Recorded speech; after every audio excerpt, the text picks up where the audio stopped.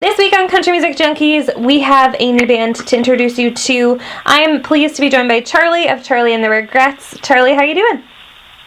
I'm great. How are you? I am doing very well, thank you. Now, I assume that the weather in Houston, Texas is much better than it is up here right now.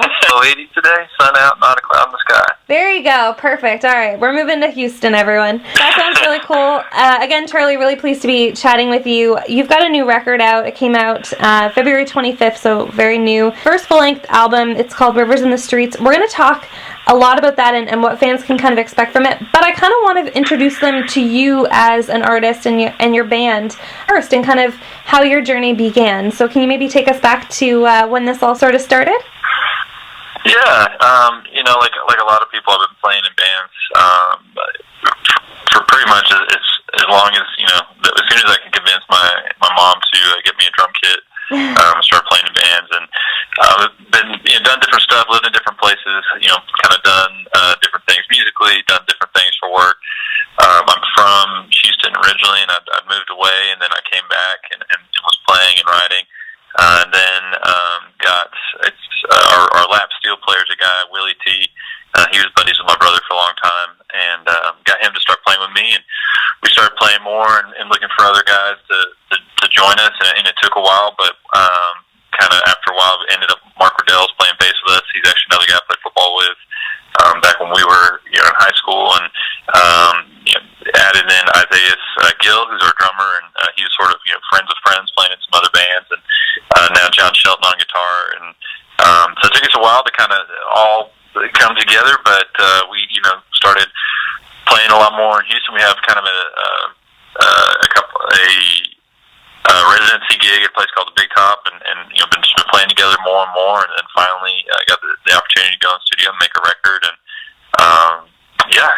it's been a couple years sort of in the making, but we've been having a lot of fun playing out in front of folks. Well, that's all that matters. That's really cool. We're pleased to, again, be chatting with Charlie and the Regrets.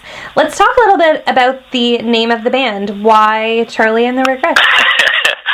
Well, it's a little tongue-in-cheek, but, we have, I like a lot of music, like a lot of Hank Williams and stuff like that. That's, music that's full of kind of heartache and maybe some bad decisions. And, I certainly have some of that to write about. And it's a little tongue-in-cheek. I really like songs that sound happy about sad things, and we have a few of those.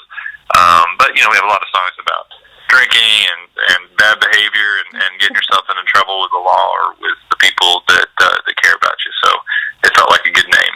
Cool. There you go. All right, let's chat about Rivers in the Streets, your first full-length album. Again, fans, it was made available on February 25th. Let's talk about some of the songs off of that album and the stories that people can expect to hear. Yeah.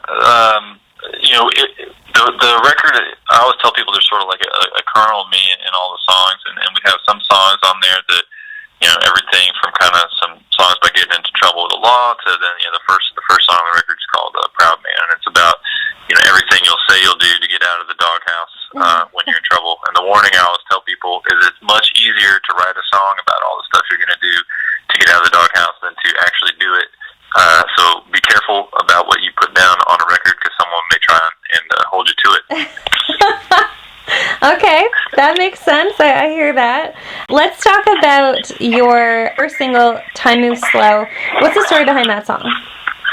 Yeah, so I was, I guess, a little while back, I was in a little bit of trouble, and I met a guy in a lot of trouble, and kind of just, because of his situation, looked like he was going to be in a lot of trouble for a while, and, we got to talking, and the thing that struck me as really sad was, it was clear that he had felt that he was sort of headed there for a long time, that he didn't really see any other outcome for his life, and, it just struck me as really sad. Now, I don't think he was necessarily right, but just the fact that was the kind of the take that he had on things was that, that was just the way it was going to turn out. And so I was trying to, kind of capture that in a song, and it was a song that I kind of had kicking around in my head for a little while, but then it was a lot of fun to kind of, once we got together with the band, to, begin to sort of build the groove of the song and kind of layer the instruments of it. So it's an interesting one, because it's one with kind of like a little bit of a dark